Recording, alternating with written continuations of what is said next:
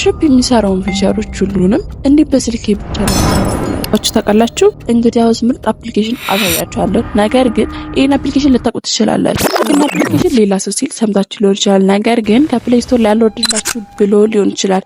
ስለዚህ እኔ እንዴት እንደምታወርዱት አሳያችኋለሁ። በጣም ስለዚህ መጀመሪያ ክሮም ላይ እንገባለን። ፎቶፒያ ብለን ሰርች እናደርጋለን። ሰርች ካደረግን በኋላ ደግሞ የሚመጣላችሁን ኦፕሽን ላይ እሱ ጋር ላስት ቨርዥን የሚለውን እሱን ንኩት።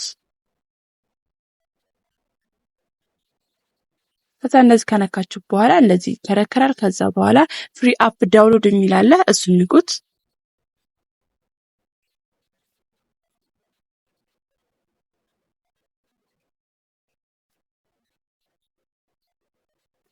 የኔ ከዚህ በፊት ዳውንሎድ ሲሆኑ ስለሆነ ድጋሚ ለእናንተ ብዬ ዳውንሎድ አድርጌ ነው ስለምለው ዳውንሎድ አድርጌ እንለዋለው።